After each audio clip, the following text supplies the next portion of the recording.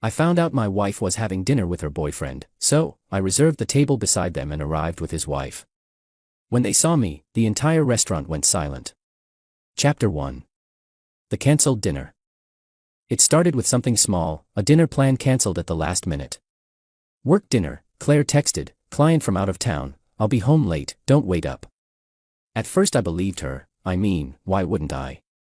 Claire was a respected corporate attorney in San Diego, always working late, always glued to her phone. We'd been married for 9 years, built a beautiful home together, had 2 kids and shared everything. At least I thought we did. But something about this cancellation, it didn't sit right.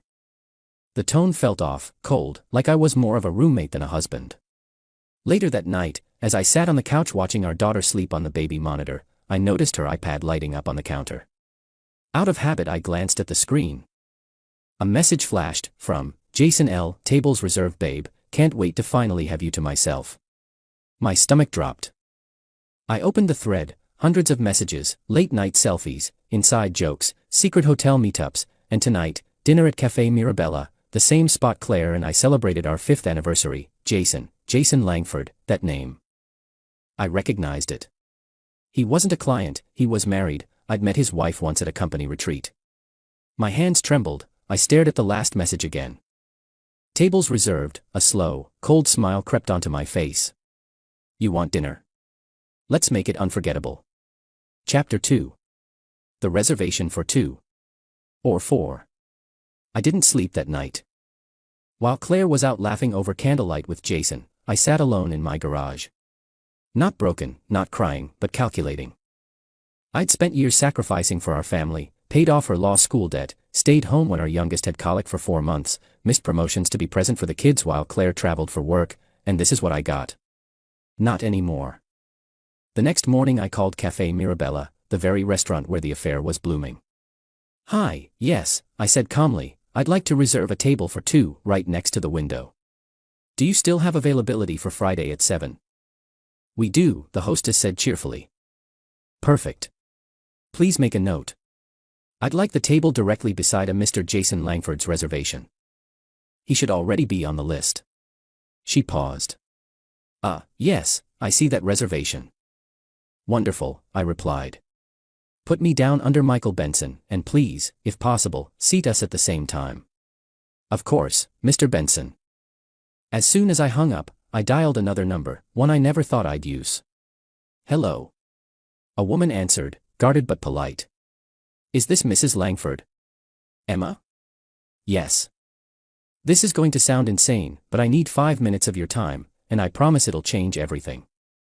That evening I met Emma Langford in person. She was beautiful, elegant, and, like me, heartbroken. She'd suspected something was off but couldn't prove it. I handed her printed screenshots of the messages I'd found. She read in silence, no crying, no yelling, just a slow, steady tightening of her jaw. When she finally looked up, her eyes were steel. What do you want to do? She asked. I smiled. I want to have dinner. Chapter 3. Oh God, what are they doing here? Friday arrived. Café Mirabella was glowing. Soft jazz played, warm candlelight flickered, and polished waiters moved with elegance between the cozy tables. It was the kind of place you took someone you wanted to impress, not someone you were cheating with. Emma and I arrived precisely at 6:59 p.m. She wore a sleek navy dress, her hair pinned back like she meant business. I wore the gray blazer Claire had gifted me on our 10th anniversary, poetic in a twisted way. We were seated, as planned, at the table directly next to Jason and Claire's reserved table, close enough to hear every word, yet far enough that the reveal wouldn't come too soon. The host seated us. We opened our menus, pretending not to know what was about to unfold. And then, at 7:04 Claire walked in, hand in hand with Jason Langford. I will never forget the moment her eyes landed on me. She froze mid-step, as if someone had hit a pause button on her life. Jason, oblivious, kept walking, but when he noticed her expression and turned to follow her gaze, he stopped cold too. He stared at me, then at Emma, then back again. Emma smiled. Evening, Jason. Claire's mouth opened slightly, but no words came out. She looked like she might faint. Her fingers trembled around her clutch. Her voice, when it came, was barely a whisper. Michael, what is this? I closed my menu calmly. Dinner. Isn't this the place you said you loved so much? I figured I'd see what the hype was about, Emma added sweetly. And I just had to meet the woman who's been helping my husband relieve stress during late meetings. You look different in person, Claire. The entire restaurant was watching now. Dead. Silent. Forks, midair. Waiters, frozen. Jason stammered, we were just having a business dinner. I raised my eyebrow. Really? That's strange. I thought business dinners didn't usually include love notes in hotel drawers and matching hickeys. But maybe that's a new HR policy. Claire tried to sit down but stopped, unsure if she had the right anymore. And just then, the waiter came by. Would the couples be dining together? Or separately? I looked Jason dead in the eyes. Separate. And kindly put their tab on our bill. Consider it a farewell gift, Claire gasped. Jason looked like he wanted to vanish. But we weren't done yet. Chapter 4. The hidden camera and the final toast. Jason tried to regain composure, his hand tightly gripping the back of the chair like it could anchor him back into reality. Claire, on the other hand, looked ready to cry. Or run. Neither option would help her now. I leaned back calmly, watching them squirm. You two look tense. Problems at home? Emma added with a smirk. Or maybe problems caused at home. Jason hissed under his breath. What do you want, Michael? I nodded toward my jacket pocket. Just to return the favor. You took my marriage, so I figured I'd take back my dignity. And maybe a little more. Emma reached into her clutch and pulled out a sleek black pen. Except it wasn't a pen. It was a discreet voice recorder. She clicked it. Everything from your hotel room last Thursday. Recorded. Jason paled. Claire's jaw dropped. I continued. And your little text messages, Claire. The ones where you said, he's so dumb he'll never figure it out. Those are backed up. Dated. Timestamped. Archived. She whispered, you've been spying on me. I nodded. I've been documenting evidence. Big difference. You see, divorce court isn't kind to cheaters in Ohio. Especially when kids are involved. And infidelity is proven. Emma leaned forward. And as for you, Jason, your wife already filed. This was just the final nail. You'll be hearing from her attorney on Monday. He blurted, you said you'd talk to her first. Emma gave him a chilling smile. I lied. Just like you did to me. For 2 years, the waiter returned. Hesitant, but professional. Shall I bring the wine, sir? I looked at him and said, yes. The most expensive bottle you have, Jason scoffed. Trying to show off. I turned to him and smiled. No, Jason. I'm celebrating my freedom. The wine arrived. I poured a glass for Emma, then for myself. Then, I raised my glass toward Claire and Jason. 2 endings, I said. May they come swiftly.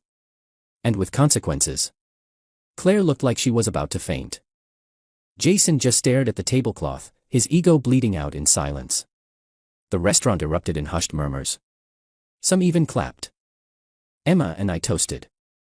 And for the first time in months, I actually smiled. Chapter 5.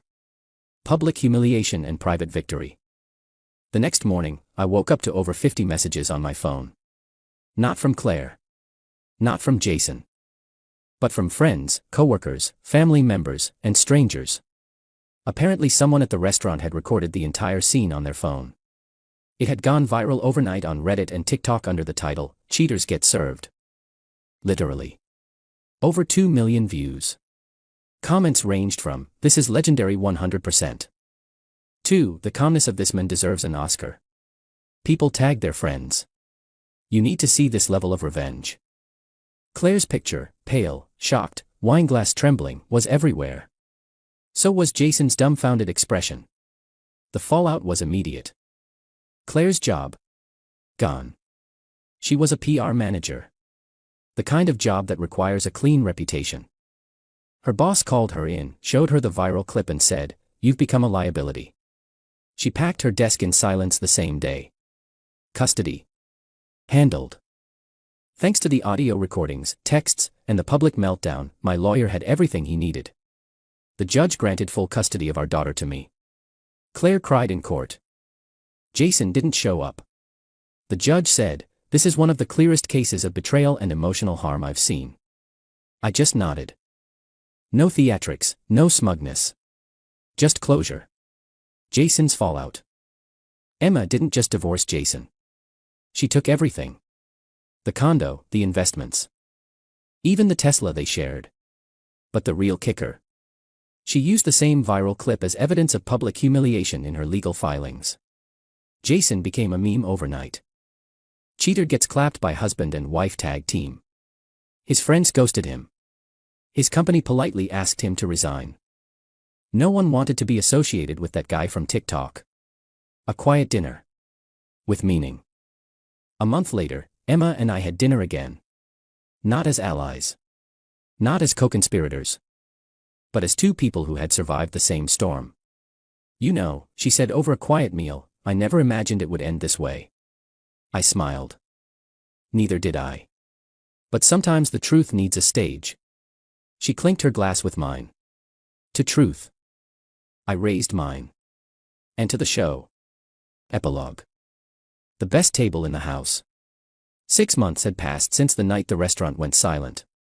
Claire had moved out of the city. Rumor was she tried to restart her life in Arizona, but the internet never forgets. Every time she applied for a job, someone would eventually recognize her from that video. Jason. He tried rebranding himself as a dating coach online. That failed within weeks. The memes followed him everywhere. Even to job interviews. He eventually deleted all his social media and vanished from public view. Emma thrived. She went back to school, finished her degree, and started a small consulting firm. We stayed close. Not romantically. Just respectfully. Two survivors of betrayal who refused to let it define them. And me. I didn't just move on. I leveled up. I got a promotion at work. Bought a house near the lake. Focused entirely on my daughter, who no longer had to witness her mother's late-night meetings. On the anniversary of that night, I returned to the same restaurant. The host smiled when she saw me. "You're the guy from the video, right?" I chuckled. "Guilty." She gestured with pride. "We saved you your favorite table." It was the same one I'd sat at, across from Jason and Claire, when I'd quietly shattered their lies with the most brutal truth. Presence. I sat down, alone this time. But peaceful.